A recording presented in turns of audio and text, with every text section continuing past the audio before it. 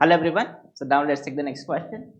Question number 4. The question is f is defined from 0 to 1 to r and fx is root n. If x is closed interval, इसको correct करेंगे. This is closed interval.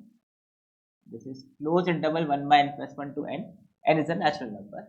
And g is another function such that g is between these two functions. Okay? For all x between 0 and 1. Then limit x approaches 0. Limit x approaches 0 fx into gx आपको find करना है. ठीक है. So question को देख के कुछ समझ में आ रहा है क्या? gx function is bounded between these two function. तो कहीं ना कहीं कुछ सैंडविच थ्योरम आपने पढ़ा है वो अप्लाई कर सकते हो. मतलब एक थॉट प्रोसेस है. ठीक है. तो पहले हम ये देखते हैं कि क्या ये एक इंडिटरमिनेट फॉर्म है. ठीक है. अगर इंडिटरमिनेट फॉर्म है तभी आप इस क्वेश्चन को सॉल्व करने का मतलब होता है तो वैल्यू डायरेक्टली पुट करके हम सॉल्व कर सकते हैं. तो लॉजिकली आपको समझना भी चाहिए कि इवन इफ इसमें रिक्वायर्ड नहीं भी हो तब भी आपको समझना चाहिए कि इंडिटरमिनेट फॉर्म कैसे है ये. ठीक है. तो जस्ट ऑब्जर्व दिस भाई. अगर आप x अप्रोचेस 0 की बात करेंगे तो fx gx की बात करो तो what is limit x approaches 0 gx. You can clearly see इसका वैल्यू अप्रोचिंग टू 0 है. This value is approaching to 0. क्यों 0? क्योंकि ये इंटीग्रल 0 से 0 हो जाएगा विच इज 0. तो बाय सैंडविच थ्योरम इसका अगर ये वैल्यू ये फंक्शन इन दोनों के बीच में लाई कर रहा है और लिमिट x अप्रोचेस a पे दोनों का लिमिट सेम है तो ऑब्वियसली इसका वैल्यू भी क्या होगा 0 को अप्रोच करेगा by sandwich. I hope this is clear. ठीक है. तो this value you can see इसका limiting value is approaching to 0. Right. अब अगर हम fx की बात करें fx तो fx को आप ध्यान से देखो n tends to sorry x approaches 0 पे.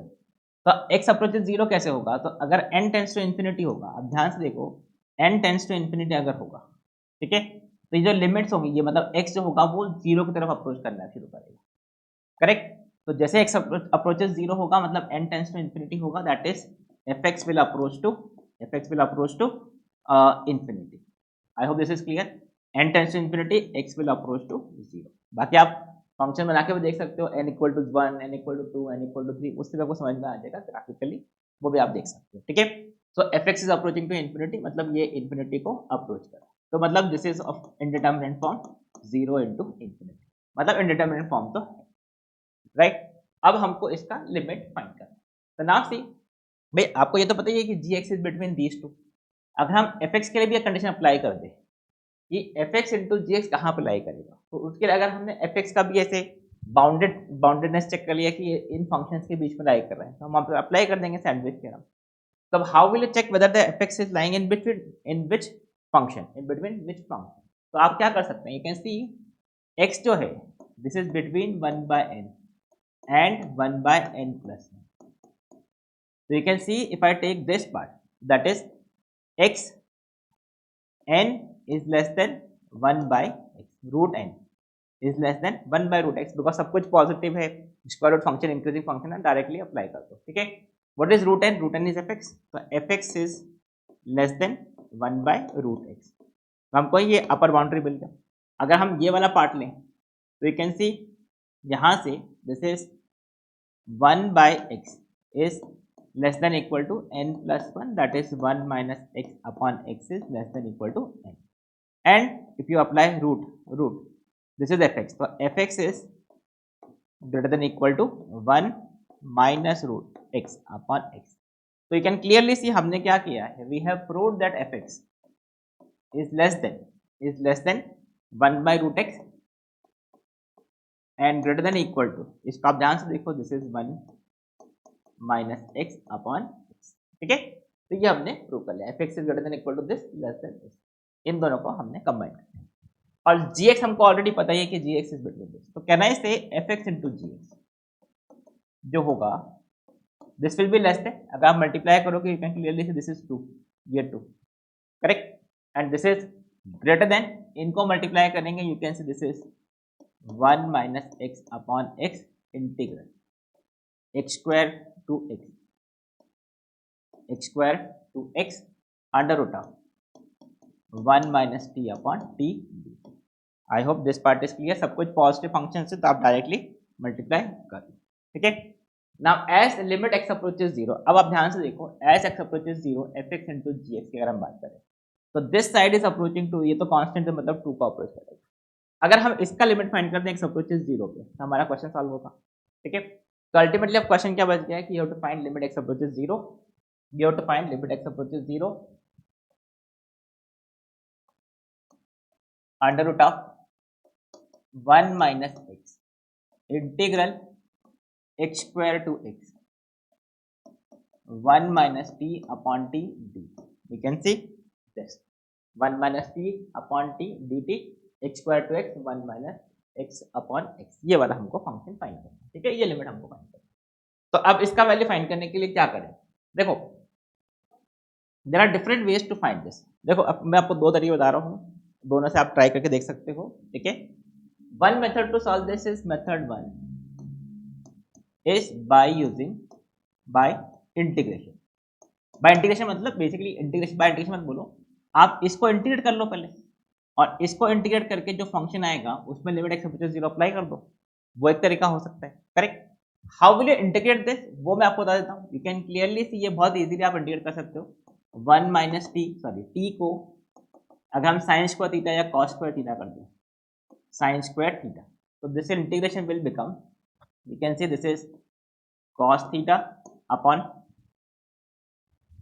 ये 1 minus x square, 1 minus cos square theta, 1 minus sine square, cos theta बन जाएगा upon sine theta into what is dt 2 sine theta cos theta D theta. Indefinite integration कर देते हैं, बाद में limits की वैल्यू पुट करते हैं, ठीक है। तो you can C this is 2 cos square theta which is 2 cos square theta is 1 plus cos 2 theta, ठीक है। So what is this, this is D theta, so this is theta plus sin 2 theta divide by 2, right। अब इसमें theta की value या तो आप x के term में कन्वर्ट करके सॉल्व कर लो या फिर इसको कन्वर्ट कर लो पहले ही, उसमें x का वैल्यू पुट कर दो, x स्क्वायर और x, you will get this integration. तो इंटीग्रेशन से आप इसको आगे प्रोसीड करेंगे, ठीक है, तो उससे क्वेश्चन सॉल्व होगा, राइट। सिमिलर, चलो मैं इसको कंप्लीट ही कर देता हूँ। तो नाउ सी, अगर हम इसमें लिमिट, अच्छा तो ये क्या हो गया, this is what is this integral, this is limit x approaches 0 under root of 1 minus x upon x, और यहाँ से, अच्छा अभी इसको कंप्लीट नहीं हुआ है, इसको कंप्लीट कर देते हैं। What is this, this is theta is sine theta is equal to root t, तो theta is equal to sine inverse root t, this is sine inverse root t. तो what is this, this is sine inverse root t plus this is, अच्छा इसको आप 2 sine theta cos theta कर दो, sign theta cos theta, ठीक है, तो 2 cancel हो जाएगा। What is sine theta, sine theta तो रूट टी हो गया, दिस इज रूट टी, तो दिस इज रूट टी, और कॉस थीटा के लिए क्या करेंगे, दिस इज कॉस थीटा, तो 1 minus cos square theta is equal to t square sin theta, so this is sin theta cos theta will be equal to under root of 1 minus t। you can see, यहाँ से भी आप देख सकते हो, triangle बना के भी आप सॉल्व कर सकते हो। दिस इज, तो यहाँ से cos थीटा क्या हो गया, दिस इज 1 माइनस टी, एक सेकेंड, यहाँ पे क्या था cos थीटा, तो this is under root of 1 minus T, ठीक है। sin theta, sine square theta is 1 minus cos square theta, तो यहाँ से this is 1 minus T, 1 minus T, तो ये हो गया आपका रूट टी, 1 माइनस कॉस, ठीक है। तो ये आ गया, अब इसमें लिमिट पुट कर दो एक्स स्क्वायर और एक्स, ठीक है, एक्स स्क्वायर और एक बार चेक कर लेते कैलकुलेशन। तो this is sine square theta, this is theta which is sine inverse T, 2 sine theta cos theta, so this is 2 sine theta cos theta, तो sine 2 cancel हो गया, sine theta is root T and cos theta हमने find कर लिया by using this, ठीक है। So what is this, इसमें आप लिमिट पुट कर दो, दिस इज, अब मैं यहाँ पे पुट कर देता हूँ इसका वैल्यू, इस इंटीग्रेशन का value sine inverse root x, sine inverse root x plus root x 1 minus x minus this is sine inverse x, और यहाँ पे क्या हो जाएगा, this is plus x under root of 1 minus x square, which is 1 minus x square, ठीक है, तो ये आपका इंटीग्रेशन से हमने वैल्यू फाइंड करके वैल्यू पुट कर दिया, ठीक है, t और ये 1 minus x square. And now see, अब आपको आपको सिर्फ लिमिट फाइंड करना है। देखो x अप्रोचेस 0 पे, इसको कोई प्रॉब्लम नहीं, ये 1 है, finite value, non zero value. तो this is limit x approaches 0। अगर हम इस रूट x को अंदर लेके जाएं, this is sine inverse root x by root x plus under root of 1 minus x minus sine inverse x upon root x, और ये क्या हो गया अपना under root of 1 minus x square, और ये रूट x, हमने रूट x को डिवाइड मल्टीप्लाई कर दिया अंदर, ठीक है। तो यहाँ पे ये x बाय रूट x आएगा तो वो 1 हो गया, तो दिस इज माइनस, और ये माइनस, यहाँ पे minus. And now see, as x approaches 0, sin root x by x will be 1. You can clearly see sin inverse x by x, where x is 0 is 1. Okay, this is 1. This will be 0. Why this is 0? You can see this is sin inverse x upon x into root x. ठीक है, हमने root x से multiply. Now this is 1 and this is 0. तो ये 0 हो गया। And you can see this is also 0. So what is this value? This is equal to 2. So you can see what is the limit x approaches 0 for this. This is also equal to 2. So what is the answer?